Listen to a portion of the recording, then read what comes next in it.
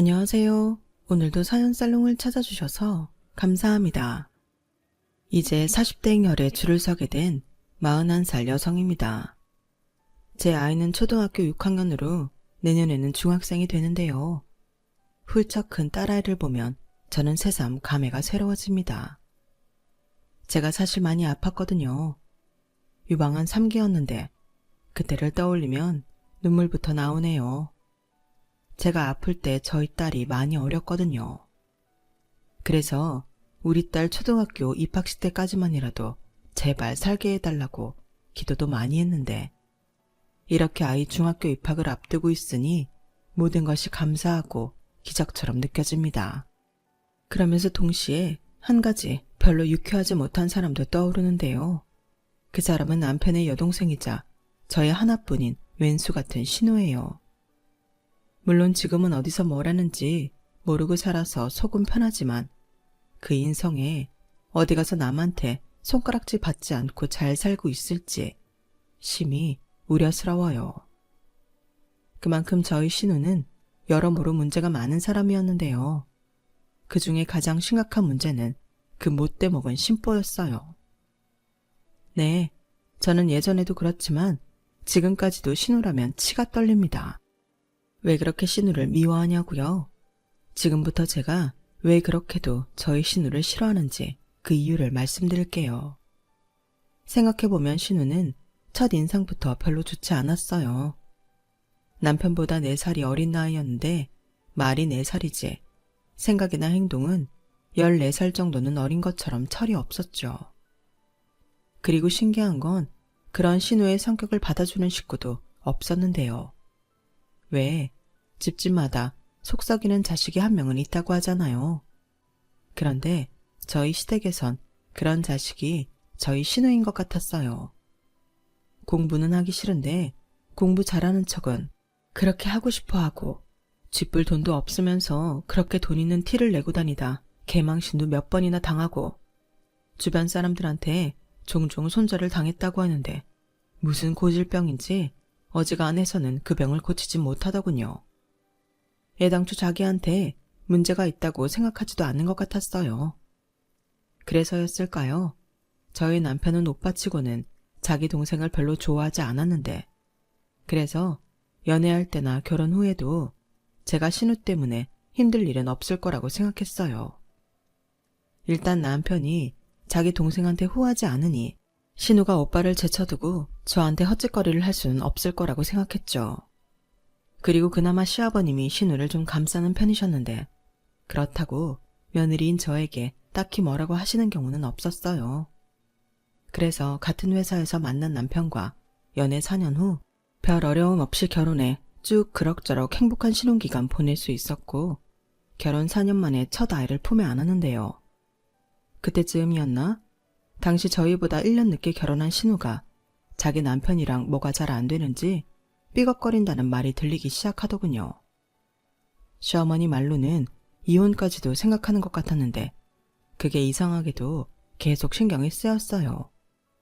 지금 생각하면 저는 그때부터 촉이 왔던 거죠. 아주 불길한 촉이요. 저희 신우는 결혼함과 동시에 무슨 졸업식 마냥 다니던 회사를 그만뒀어요. 주변에선 그래도 벌 수 있을 때 버는 게 좋다고 신우를 말렸던 것 같은데 신우는 전혀 흔들림 없이 기다렸다는 듯 다니던 직장에 사표를 던졌죠. 그리고 그건 저를 포함한 모든 식구들이 예상하던 일이라 놀랍지도 않았는데요. 신우는 식구들에게 자주 시집가면 무조건 일 안 하고 전업주부 할 거라고 노래를 불렀거든요. 결혼하기 전부터요. 그리고 그러기 위해서 아이도 빨리 가지려고 했는데 제가 첫 아이를 낳았을 때 이미 신우는 연년생 아들 둘을 가진 엄마였어요. 그런데 그런 신우가 자기 남편이랑 사이가 나빠지면서 이혼 어쩌고 하니 어쩐지 그 영향이 저희 부부에게도 미칠 것 같아서 여간 신경이 쓰이는 게 아니었는데 남편은 별 대수롭지 않다는 듯 그러더군요. 괜찮을 거야. 걔 잔머리가 어디 보통 잔머리야. 지도 다 생각이 있으니까 저러는 거지. 내 동생이지만 걔는 절대 지가 손해볼 짓은 안 한다니까. 그래도 어머님도 걱정 많으신 것 같은데. 그거야 그렇겠지. 당장 이혼하면 걔가 어디 갈 데나 있겠어? 만만한 집으로 갈 게 뻔하잖아. 그럼 엄마만 힘들 거고. 솔직히 유준이, 서준이 걔네들이 좀 난리야. 왜? 3살, 2살이면 한창 그럴 나이지. 그래도 난 조카라고 그런지 귀여운데? 나는 싫어. 걔네만 왔다 하면 정신 하나도 없잖아. 난 역시 딸이 좋아. 그리고 형제 많은 집도 별로인 것 같아.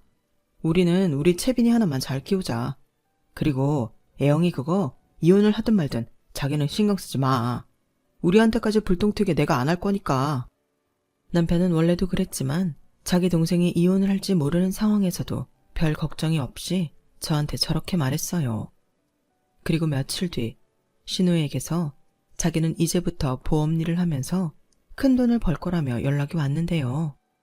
언니, 저예요. 그동안 잘 지내셨어요? 애 키우느라 정신 하나도 없죠? 그래도 지금이 제일 편하고 예쁠 때예요. 그리고 다른 게 아니고 우리 엄마한테 들었는지 모르겠는데 제가 애들 아빠랑 별로 사이가 좋지 않아서 이혼할지도 모르거든요. 그래서 그 전에 돈을 좀 벌어야 해서 요즘 보험회사에서 교육받고 있어요. 근데 이게 은근 저랑 잘 맞는 거 있죠? 그리고 여기 사람들이 그러는데 보험일도 잘만 하면 웬만한 사업가 저리 가게 본다고 하더라고요. 저도 처음엔 안 믿었는데 저희 지점에 연봉 1억인 분도 계신데요. 그래서 하는 말인데 언니네 보험 뭐 필요한 거 없어요? 네? 보험요?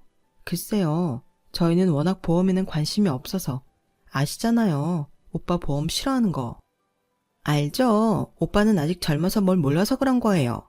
보험이 얼마나 든든하고 좋은 건데. 그럼 언니네는 뭐 변변한 보험도 하나 없겠네요? 그렇죠? 아니요. 그래도 아주 없진 않죠. 저도 결혼 전에 들어놓은 보험도 있고요. 좀 오래된 보험이긴 하지만. 어머 언니, 요즘 누가 옛날 보험을 계속 가지고 있어요. 요즘은 보험도 계속 바뀌는 시대예요. 보장도 얼마나 다양해졌는데요. 언니, 그러다 돈은 돈대로 나가고 보장은 하나도 못 받는 최악의 주인공이 된다니까요. 보험 리모델링이라고 들어봤죠? 요즘은 다 비교하고 갈아타고 그래요. 안 되겠다. 제가 언니네 보험 좀 제대로 털어볼게요. 이참에 새로 싹 갈아타는 거예요. 그리고 채빈이도 보험 없죠? 채빈이는 실비보험 하나 있어요. 고작 실비 하나요? 진짜 이 집은 안 되겠네. 알았어요. 제가 이번에 확실하고 든든하게 보험 쫙 설계해드릴게요. 저만 믿으세요. 신우는 무슨 노자지라도 발견한 듯 지 혼자 신나서 전화를 끊었어요. 그리고 그때부터 제 마음은 또다시 불안하기 시작했는데요. 제가 나쁘게 표현하려고 하는 건 아니지만 보험이라는 게 결국엔 사람한테 계약을 따내야 하는 거잖아요. 그래서 주변 사람들한테 아무래도 소개하거나 부탁하는 일도 많을 것 같았는데 저희 신우는 성격이 워낙 모나서 주변에 사람이 거의 없었어요. 아이 낳으면 아이 친구가 내 친구 된다고 아이 낳고 사람 사귀는 사람들도 많은데 저희 신우는 알고 지내는 애기 엄마도 하나 없더라고요. 아니 있었는데 모두한테 손절당했겠죠.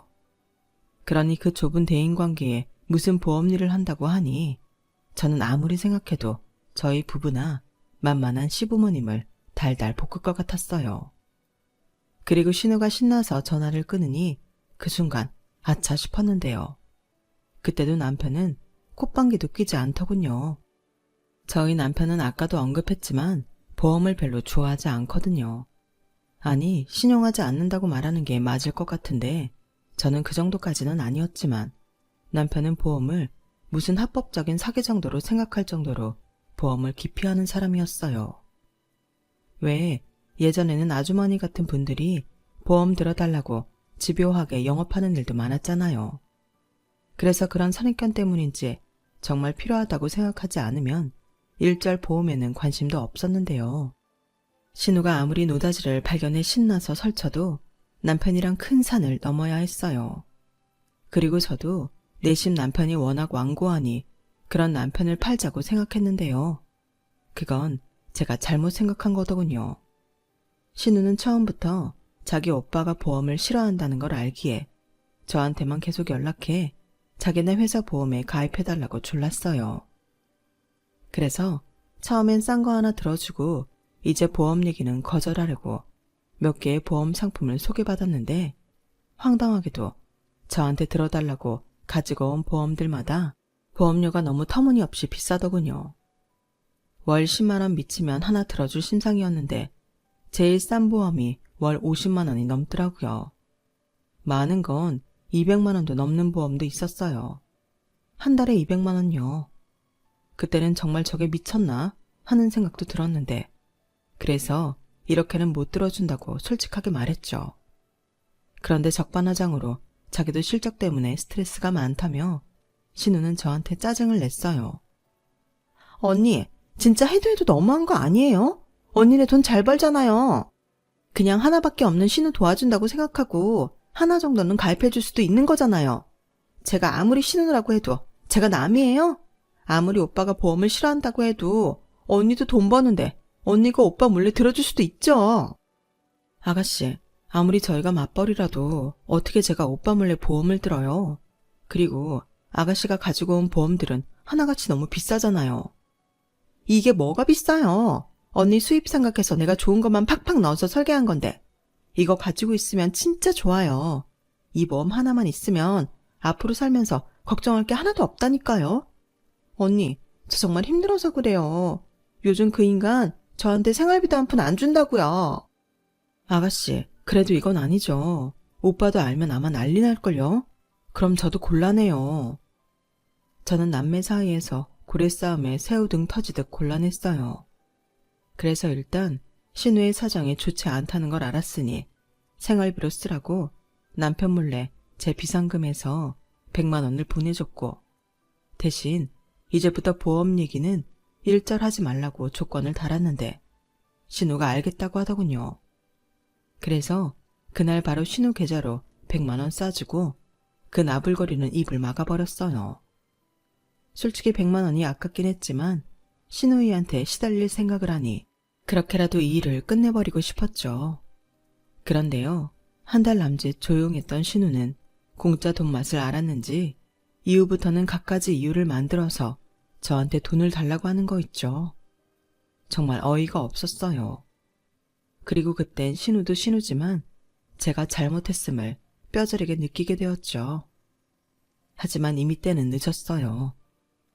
언니, 저희 큰애가 아픈데 병원 갈 돈이 없어서요. 정말 죄송한데 저 딱 20만 원만 주시면 안 될까요? 원래 아플 땐 잘 먹어야 하는데 한우 사다가 미역국이라도 끓여주고 싶어서요. 네, 언니. 언니, 정말 이런 말하기 너무 싫은데 제가 핸드폰 값을 못 내서 핸드폰이 곧 끊어질 것 같아요. 핸드폰 끊어지면 영업도 못하고 그럼 실적도 또 떨어지고 그럼 돈도 아예 못 버는데 언니가 제 대신 핸드폰 요금 좀 내주면 안 돼요? 갚을게요. 신우는 그런 식으로 계속 저한테 돈을 뜯어가려고 했어요. 매번 갚는다고 했지만 갚을 생각은 애당초 없어 보였죠. 그리고 그 말이 거짓말인지 뻔히 알면서도 가족이고 신우라서 한 5번은 돈을 줬는데요. 그런데도 양심 없는 신우는 계속 조카들이 아프다고 하면서 저에게 돈을 달라고 했어요. 그러면서 갚는다는 말도 무슨 레파토리처럼 꼭 하더군요. 하지만 그렇게 매번 속는 줄 알면서 계속 돈을 뜯길 순 없잖아요. 그래서 제가 말했어요. 아가씨, 애들이 계속 그렇게 아프면 무슨 다른 문제가 있는 게 아닐까요? 그러지 말고 저랑 같이 큰 병원에 가봐요. 애들 주민번호 알려주면 제가 병원 예약할게요. 아니, 무슨 큰 병원을 가요. 저희 애들 아무 문제 없거든요. 그런데 이상하잖아요. 애들이 거의 일주일씩 돌아가면서 아프다는 건데 저도 애 키우지만 이런 일은 이상하거든요. 됐어요. 그냥 돈 주기 싫어서 그러는 거잖아요. 지금 나 애들 팔아서 돈이나 뜯어간다고 의심하고 그냥 좀 주면 안 돼요? 아가씨, 아무리 그래도 자기 자식을 팔면 안 되죠. 저도 바보는 아니잖아요. 사실 그동안도 제가 속는다는 거 알면서도 드린 거예요. 그런데 이렇게 계속 돈을 달라고 하시면 저는 이젠 오빠한테 말할 수밖에 없어요. 또 저희 오빠 뒤에 숨는 거예요? 언니는 좋겠어요. 남편 뒤에 숨을 수 있어서. 됐어요. 진짜 기분 나빠. 여태 뭐 하나 도와준 것도 없으면서. 저는 신우의 말에 빈정이 상했어요.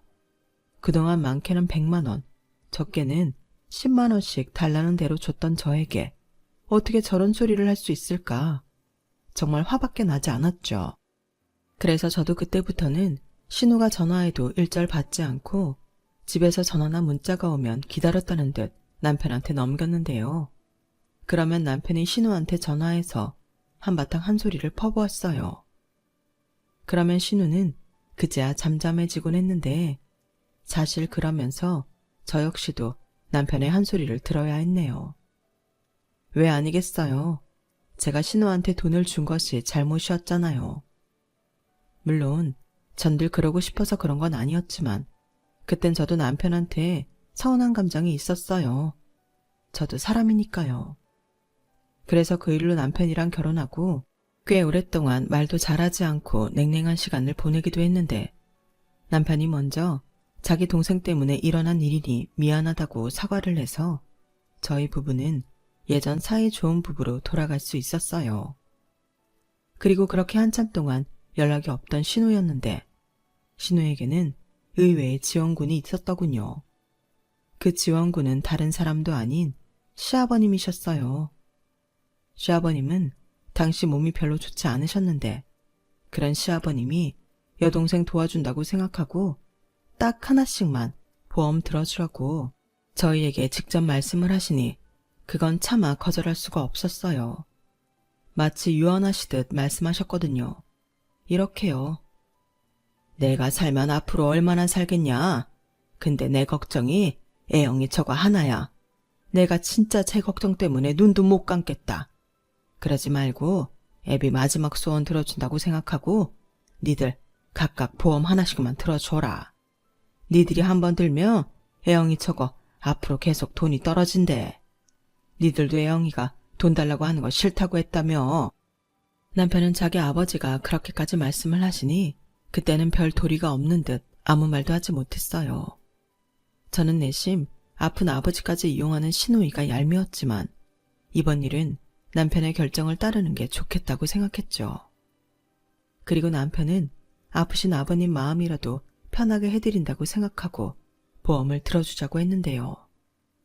저도 그러자고 했어요. 그렇게 며칠 뒤 신우한테 보험을 든 저희 부부는 둘이 합쳐 월 200만 원이 조금 안 되는 보험에 가입하게 되었는데 신우가 아주 작정을 한 것 같았어요. 그리고 제가 계약한 보험은 흔하디 흔한 암보험이었는데 그렇게 저희를 통해서 큰 계약을 따냈음에도 신우는 고맙다는 말 한마디도 하지 않더군요. 정말 괘씸했어요.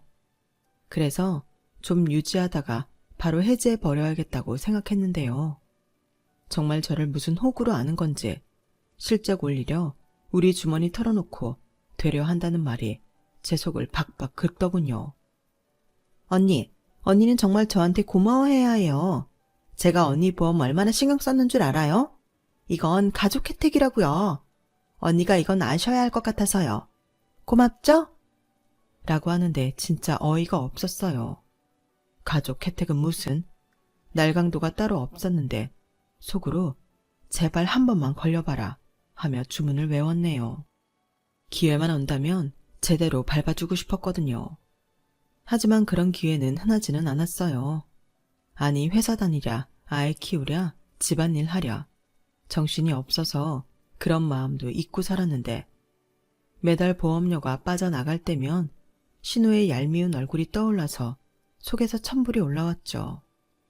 그리고 언제 보험을 해지하는 게 신우를 가장 열받게 만들 수 있을까? 저도 나름 궁리를 했었는데요. 그런 못된 심보를 가져서였을까요? 직장인이라면 받아야 하는 건강검진을 받았는데 저는 충격적인 이야기를 듣게 됐어요. 글쎄 다른 사람도 아닌 제가 유방암 진단을 받게 된 거죠. 가끔 가슴 통증과 겨드랑이 쪽 통증이 있긴 했지만 그게 자각신호인 줄은 꿈에도 몰랐어요. 게다가 저희 친정 가족 중에는 유방암은커녕 그 흔한 고지혈 당뇨도 없었는데 형제 중 막내인 제가 암에 걸렸다고 하니 저희 남편은 물론이고 친정까지도 집안이 발칵 뒤집혔죠.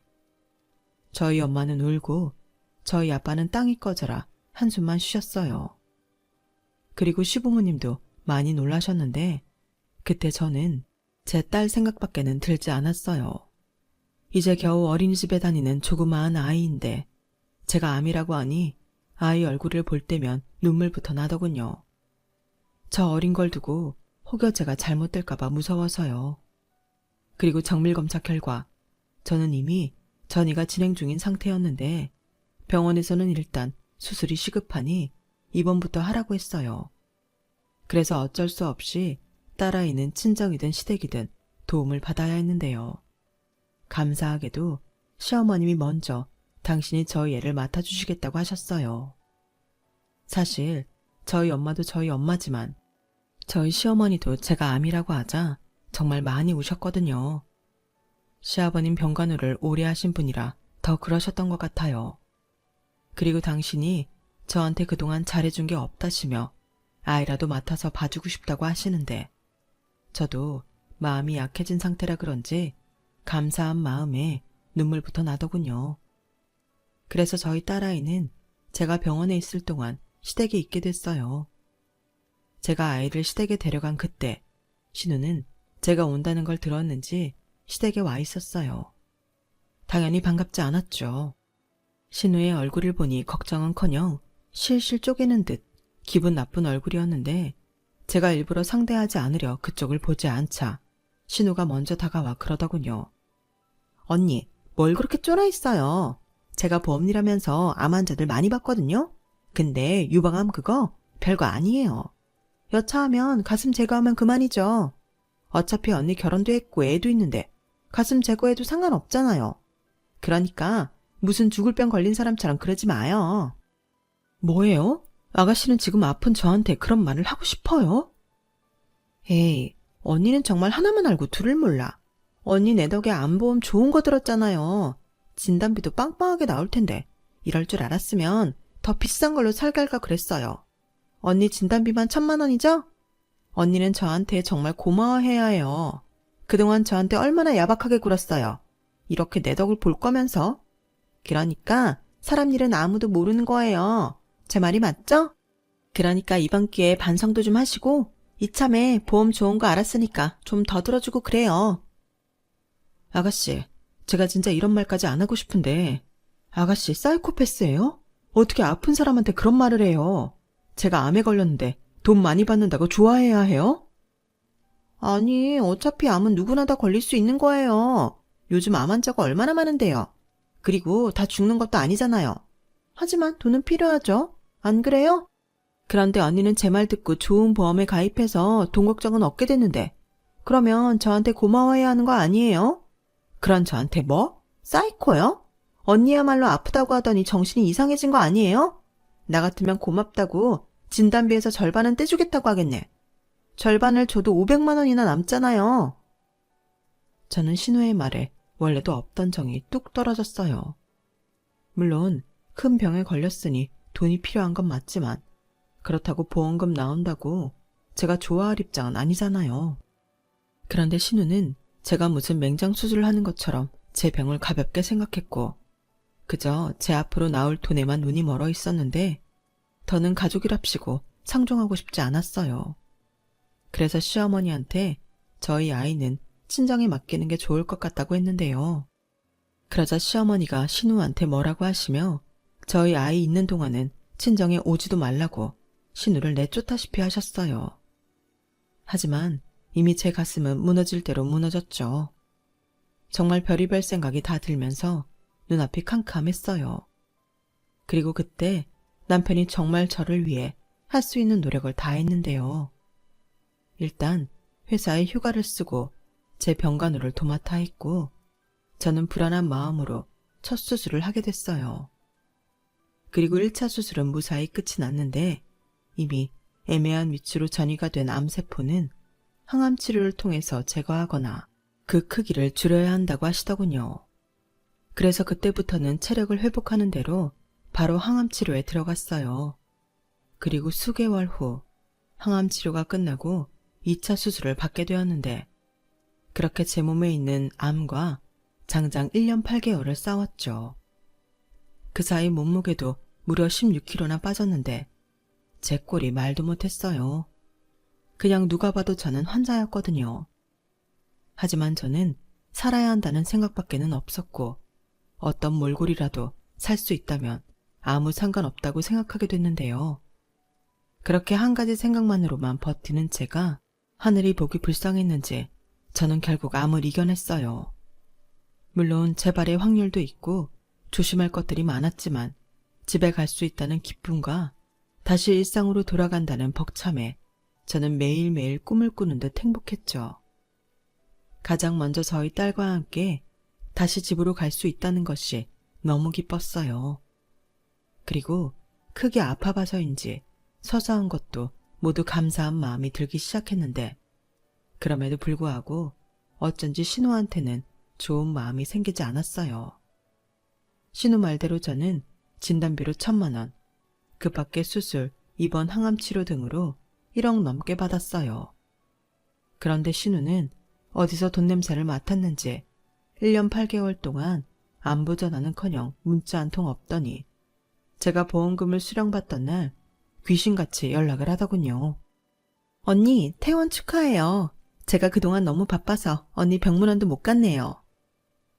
괜찮아요. 안 오는 게 오히려 저 도와주는 거죠. 근데 무슨 일이세요? 언니도 참, 우리 사이에 무슨 일이 있어야 연락하나요? 가족끼리. 근데 언니, 보험금 통장에 들어왔죠? 아니, 내가 걱정이 돼서요. 언니는 제 고객이니까. 네, 통장에 들어왔어요. 그러니까 걱정 안 해도 돼요. 아, 다행이네요. 금액도 확인하셨어요? 저도 확인했는데. 언니 진짜 이번에 돈 많이 벌었더라. 근데 언니 있잖아요. 제가 계속 애들 아빠랑 사이가 안 좋았잖아요. 저는 정말 가정 지키려고 노력을 많이 했는데 그 인간한테는 그런 제 노력이 보이지도 않는가 봐요. 그래서 저 이번에 정말로 이혼하게 생겼는데 당장 갈 곳도 없고 어디 작은 월세를 구하려고 보면 그게 다 돈이라. 언니 보험금 나온 거 저 좀 주시면 안 돼요? 참 어이가 없죠. 올케 암에 걸려 받은 보험금을 달라는 신우가 세상 천지에 어디 있냐고요. 그리고 이번엔 빌려달라는 것도 아닌 그냥 달라고 하는데 저게 정말 사람인가 싶었어요. 그래서 안 된다고 딱 잡아댔죠. 저도 그동안 치료한다고 쓴 돈이 만만치 않았거든요. 아가씨, 보험금 들어온 거 맞는데 저희도 이번에 제 병원비로 쓴 돈이 많아요. 그냥 단순한 질병도 아닌 암이었잖아요. 그래서 들어온 보험금으로 그거 메꿔야 해서 아가씨 줄 돈은 없어요. 뭐라고요? 그 많은 돈을 그럼 언니 혼자 꿀꺽한다고요? 나 아니었음 그런 보험 들지도 않았을 건데 어쩜 언니는 아프기 전이나 아픈 후나 사람이 인정머리가 없어요. 지금 말 다 했어요? 그러는 아가씨는 인정머리가 있어서 지금 나한테 이런 전화를 하는 거예요? 왜? 나 죽으면 나오는 사망보험금도 아가씨 거라고 우겨보지 그래요? 사람이 정말 양심 있어야지. 어떻게 나한테 전화를 해서 이딴 말을 할 생각을 할 수 있죠? 나 장장 1년 8개월 동안 병원이랑 집이랑 왔다 갔다 하면서 죽을 둥살둥 고생했어요. 그런데 아가씨는 그런 저한테 괜찮냐고 한 번이라도 물어본 적 있어요? 그리고 아가씨가 우겨서 든 보험이긴 했지만 그 보험료 누가 냈죠? 제가 냈어요. 그런데 제가 왜 아가씨한테 제 보험금을 줘요? 제가 아팠다고 해서 머리까지 어떻게 된 게 아니거든요.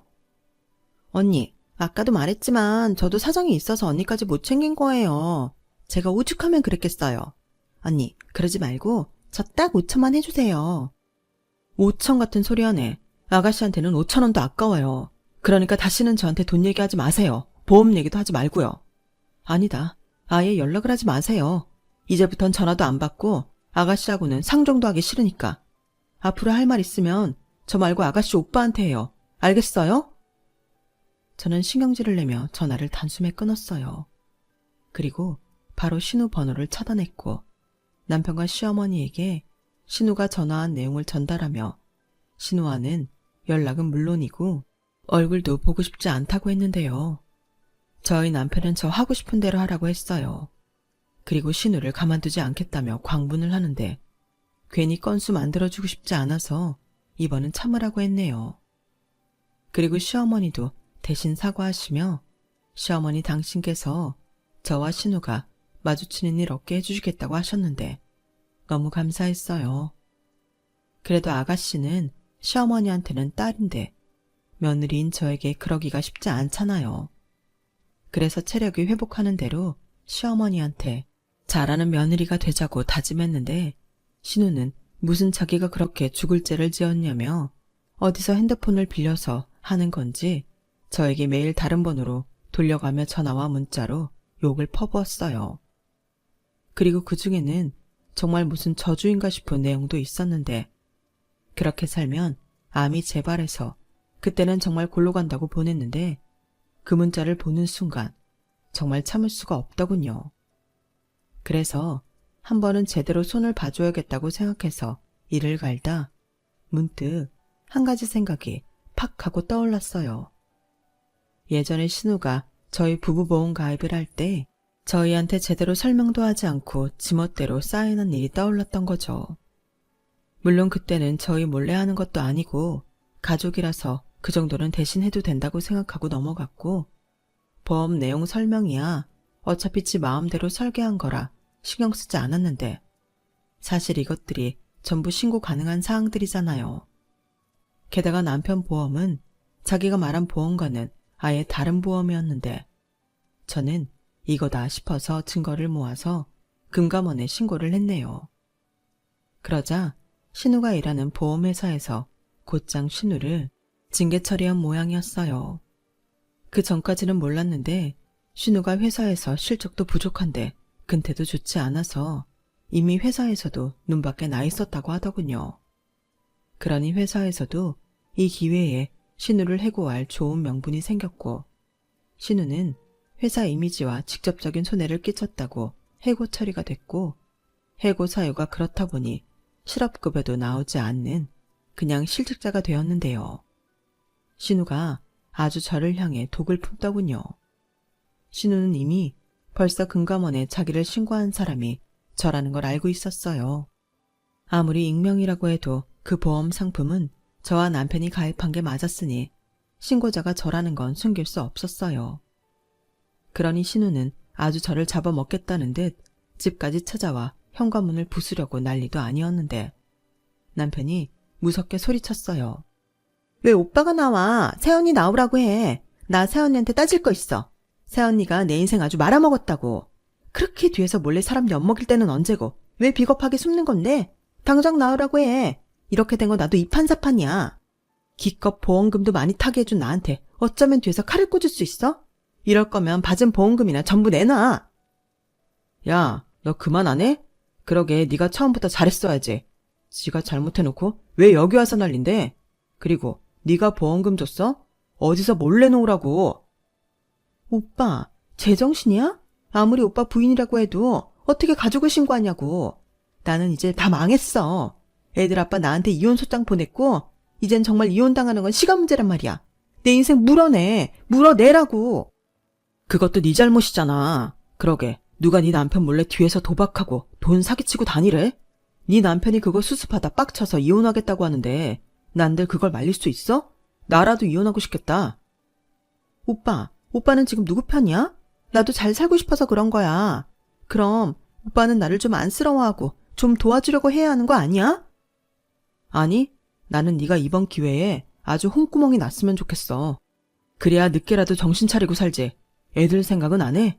제발 철 좀 들어라. 나는 네가 이혼을 하든 인생이 망하든 관심 없으니까 두 번 다시 여기 얼씬도 하지 마. 채빈이 엄마야말로 오죽하면 너를 신고했겠니? 괜히 아픈 내 와이프 건드리지 말라고. 알겠어? 오빠, 진짜 너무해. 신우는 저희 남편한테 소리를 빽 지르고 바닥에 주저앉아 대성통곡을 하며 울었어요. 그러자 복도에서는 무슨 일인가 싶어 현관문들이 전부 열리는 소리가 났는데 오히려 남편은 쪽팔리다며 현관문을 닫아버렸죠. 그리고 지금 당장 안 꺼지면 경찰을 부르겠다고 남편이 현관문 앞에서 말을 하니 바로 조용해졌는데요. 지 오빠가 또 한다면 하는 성격이라 정말로 경찰에 신고할지도 모른다고 생각한 것 같았어요. 그렇게 신우는 실업자 신세로 이혼까지 당했어요. 아이들은 신우 전 남편이 데려갔고 실업자인 신우는 아이들의 양육비를 매달 보내는 신세가 되었죠.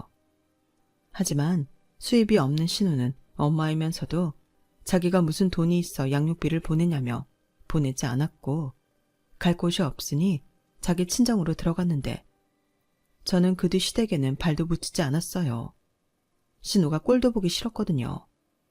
대신 시부모님께 집으로 오시라고도 하고 식사도 대접하고 며느리 도리는 최대한 했는데요. 암 치료가 끝났어도 저는 여전히 암 환자라 시어머니는 실업자가 된 당신 딸보다 제 걱정을 많이 하셨어요. 그리고 당신 생각에 자기 집에 계속 신우가 있으면 제가 계속 그걸 의식해서 불편해할 것 같고 신우도 지살 궁리를 하지 않을 거라고 생각하셨는지 신우에게 딱 100만 원 쥐어주고 집에서 내보냈다고 하는데 신우는 무슨 부모가 그러냐며 시아버님에게 엉엉 울고 난리를 쳤다고 하더군요. 하지만 시아버님도 이번엔 마음을 단단히 먹으셨는지 네가 달라져야 가족도 널 받아줄 수 있다고 신우를 외면하셨다고 했어요. 남편 말에 의하면 신우는 결국 그 뒤로는 고시텔 같은 곳을 전전하며 아르바이트를 하다가 어떻게 흘러갔는지 모르지만 수도권 외곽의 한 공장에서 3교대로 일을 하게 됐다고 하더군요. 그때 저도 그랬지만 시댁 식구들 모두 신우가 거기서 정신 차리고 늦었지만 앞으로는 힘들더라도 평범한 인생을 살아가길 바랬는데요. 그러던 어느 날이었어요. 시어머니한테 연락이 왔는데 신우가 몸이 아파 병원에 있다고 하더군요.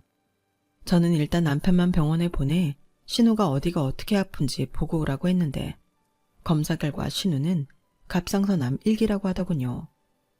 딱히 증상이라고는 없었는데 처음으로 공장에서 일하다 받게 된 건강검진에서 이상 소견이 보여 운 좋게 일찍 암을 발견하게 된 것 같았어요. 1기여도 암은 암이니까요.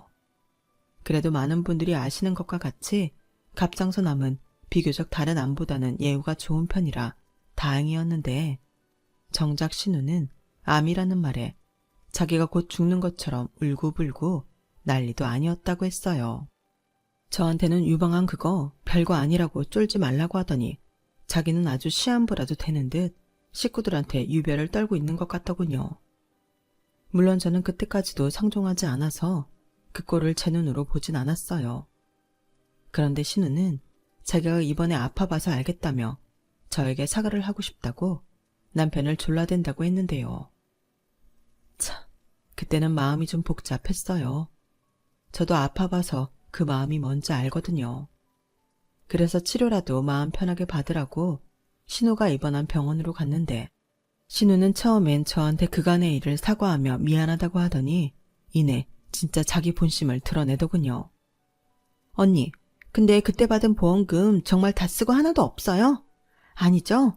저는 먹고 사는 게 힘들어서 보험 하나도 없는데 덜컥 암에 걸렸잖아요. 그러니까 언니가 저 좀 도와줘야 할 것 같아요. 따지고 보면 제가 아픈 건 다 언니 때문이잖아요. 언니가 저 금감원에 찔러서 회사 잘리고 남편한테 애들 다 뺏기고 이혼당해서 마음고생하다가 병까지 걸렸잖아요. 그런데 언니는 뭐 부채의식 같은 것도 없어요? 네? 부채의식이요? 그렇잖아요. 여기까지 찾아온 건 언니도 좀 마음이 불편해서 그런 거잖아요. 그러니까 저 좀 도와주세요. 언니가 병원비도 내주고 병간호도 해주면 내 마음이 좀 풀릴 것 같거든요. 나 참, 제가 아픈 신우 마음 편하게 해주려 병원에 찾아간 건 맞지만 신우한테 졌단 소리를 들으니 너무 어이가 없었어요. 그리고 저 때문에 암에 걸렸다고 하니 황당하기가 그지 없었는데 그래서 이왕 이렇게 된 거 영영 보지 말자고 했어요. 아가씨 말대로면 앞으로 저 안 보고 살면 아플 일도 없겠네요. 나는 나한테 사과하고 싶어 한다고 해서 사과 받아주러 왔는데 오히려 저더러 사과를 하라는 거였네요. 나 참 기가 막혀서. 그럼 나도 아가씨 때문에 암에 걸렸던 거네요. 그러니까 우린 앞으로 평생 보지 말아요. 서로 건강 지켜주자고요. 그럼 저는 이만 갈게요. 치료 잘 받고 하던 고생 마저 하세요. 제가 그렇게 말하고 자리를 뜨려고 하자 신우는 알겠으니까 돈만이라도 주고 가라고 아주 구질구질하게 돈돈돈 하는데 정말 꼴도 보기 싫었어요. 그리고 그 모습을 시어머니가 보셨고 시어머니는 아직도 정신 못 차렸냐며 당신 딸 등짝을 후려치셨어요. 그러자 신우는 저 혼자 비련의 여주인공인 듯 눈물바람을 하며 세상에서 가장 억울하다는 듯 그냥 죽어버리겠다고 자기 엄마 앞에서 생쇼를 하더군요. 그때였어요. 시어머니는 누가 갑상선암, 그것도 일기로 죽냐며 오버하지 말라며 오늘은 병실에 너 혼자 있으라고 하고 저를 데리고 병원 밖을 나가셨는데 그 뒤 시어머니 전화엔 불이 났어요. 그러자 시어머니는 아예 전화도 꺼버리시더군요. 그리고 저한테는 이렇게 말씀하셨어요. 내가 너한테는 평생 죄인이다. 똑같이 낳아서 키웠는데 어쩜 쟤는 저 모양인지. 기껏 여기까지 온 너한테 내가 면목이 없어. 너도 아직 몸이 성하지 않은데. 아니에요. 어머님이 계속 고생하셔서 저야말로 걱정이죠. 저라도 옆에서 거들면 좋은데 저는 도무지 아가씨랑은. 네 마음 안다. 그리고 됐어. 너도 아직 완전히 괜찮은 것도 아니잖니. 그리고 나는 네 의견 무조건 찬성이다. 나는 아무리 내 자식이라고 해도 너 힘들게 하는 것들은 내가 가만두지 않을 거야. 그러니까 네가 불편하면 쟤 안 보고 살아도 된다. 애미인 나도 그런데 남인 너는 오죽하겠니? 그냥 넌 네 몸만 챙기고 너 속 편한 대로 살아. 나도 저거 퇴원만 시키면 다시 내보낼 거야. 죽이 되든 밥이 되든 지 인생인데 지가 헤쳐나가야지. 네 시아버지한테도 내가 단단히 일러뒀다. 그러니까 너는 진짜 신경 쓰지 않아도 돼. 너 완치 판정 받을 때까지 넌 좀 이기적으로 살아라. 내 말 무슨 뜻인지 알겠니? 세상에 이런 시어머니가 또 있을까요? 저는 시어머니 말씀에 눈물이 났어요. 그리고 이번에야말로 신우와 연을 끊어버리기로 작정을 했는데요. 그래서 핸드폰 번호도 바꿔버렸고 남편한테도 신우의 얘기는 일절 전하지 말라고 했어요. 알고 싶지도 않으니까요. 그리고 시댁에서는 정말로 신우를 내쫓으신 건지 퇴원한 신우는 시댁에 있지 않았고 저는 덕분에 시댁을 편안하게 왕래하며 지금까지 잘 살고 있어요.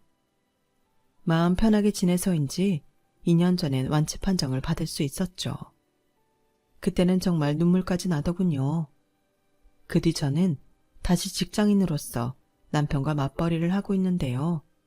집에 있으면서 가장 하고 싶었던 게 아이러니하게도 일이었어요.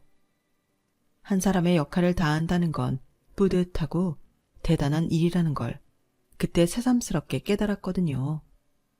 그리고 곧장 다시 구직 활동을 해서 지금의 회사를 다니게 되었는데 아파본 후라서 그런지 남들에겐 그저 평범하고 비슷한 하루가 저에겐 매일 즐거웠어요. 그렇게 하루하루 뿌듯하고 알차게 보냈죠. 지금도요. 그래서인지 승진도 빨리 했고 회사 내에서 제 평가도 좋은 편인데 뭔가 제 인생에 이막이 열리는 기분이 드는 요즘입니다. 남들과 똑같이 24시간을 살아간다는 건 정말 감사한 일인 것 같아요. 당연하게 우리에게 주어질 내일은 누군가가 그토록 바라고 원하는 내일이라는 걸 저는 이제 너무나도 잘 알거든요. 그렇다 보니 작은 것도 소중한 저인데 그런 자세로 세상을 살아가니 저는 어쩌면 다시 태어난 기분도 드네요. 무엇보다 저희 딸과 앞으로의 내일을 계획할 수 있다는 게 너무 감사합니다. 이번 주말에 뭐 하지? 고민하는 게 저에겐 빠질 수 없는 즐거움이에요. 그리고 엄마가 아팠다는 것 때문인지 저희 딸은 다른 아이들에 비해 철이 좀 일찍 든 편인데 앞으로 저희 딸이 다시 저한테 어리광을 부릴 수 있도록 제가 더 건강하고 씩씩한 엄마가 되고 싶은 바람입니다.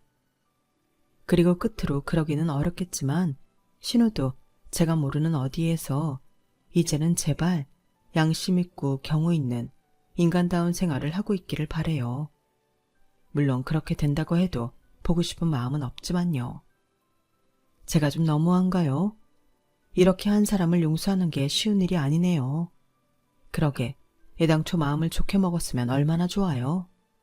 지금은 어려운 일이지만 저도 언젠가는 신우를 향한 미움에서 벗어날 수 있기를 간절히 소망하며 제 사연을 여기서 마치도록 할게요. 저는 앞으로도 주어진 제 시간을 소중하게 여기며 최선을 다해 살아갈 거예요. 제 위치에서 오래오래 사랑하는 가족과 함께하고 싶습니다. 여러분들도 오래오래 건강하시길 진심으로 바라겠습니다. 고맙습니다. 여러분, 사연 댓글에 응원과 현명한 조언 부탁드려요. 좋아요와 구독은 저에게 큰 힘이 됩니다. 오늘도 좋은 일 가득하세요.